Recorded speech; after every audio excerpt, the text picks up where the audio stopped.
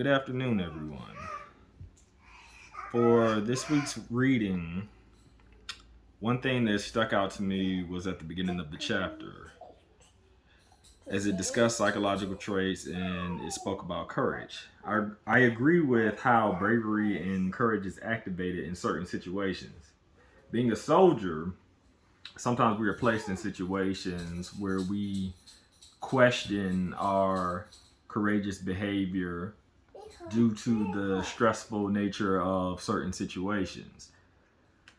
Um, Internally, you often doubt that certain outcomes will entail a positive resolution. For example, a deployment, command briefing, or promotion boards. Sometimes we get anxious to the point that we feel as though we're going to mess up. However, you really don't know until you actually get in there and actually commit to the event to actually overcome that obstacle.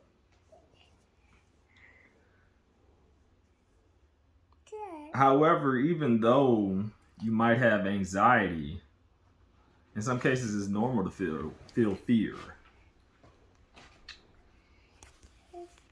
Sometimes the people in our lives have influence on certain decisions that we make to accomplish certain taskings.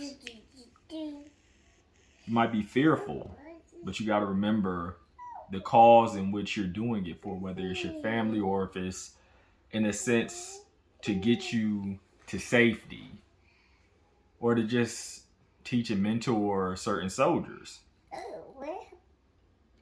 For example, me personally, I mentioned briefing the command.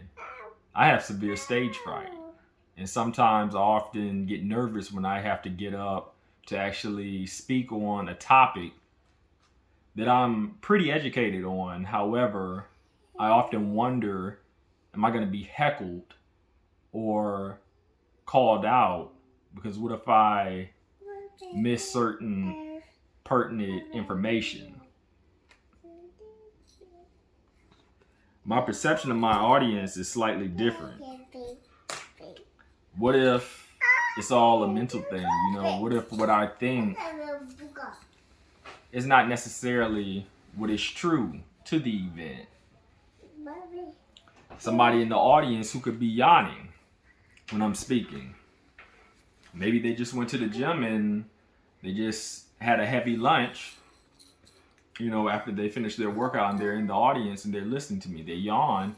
Maybe they could just be tired. Not necessarily I'm boring them.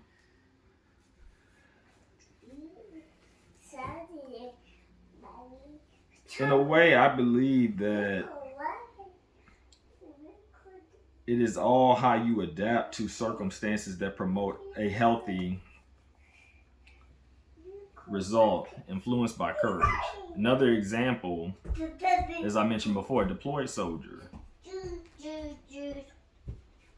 Let's say, for instance, there's a severe battle and all your training, you think it's going to go out the window.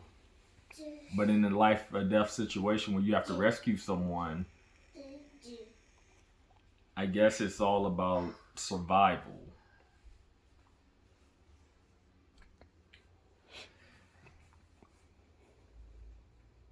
One of the questions at the end of this assignment, it asked, what questions do you still have about this week's topics and what might you like to explore further? And as I was reading chapter 2, it just made me think about the written discussion question that we had. Where it talked about how Facebook and certain social media platforms, some companies investigate their employees further before they, in a sense, hire them. I believe this is pretty much what they're talking about when it speaks on life outcome data.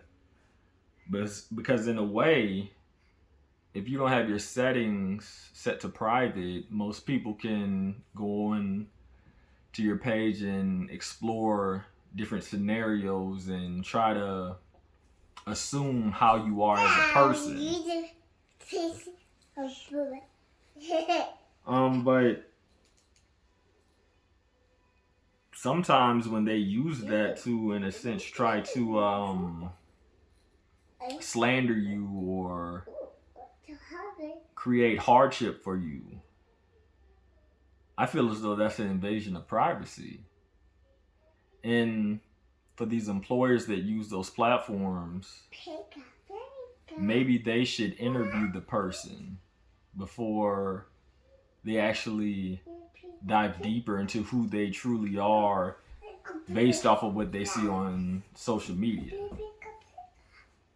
Because what's on the internet,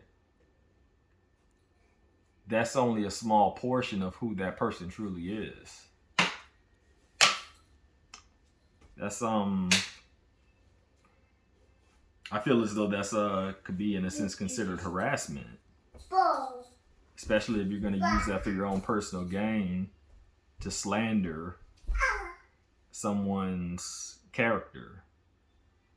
You should give them a chance before you take it to that extent.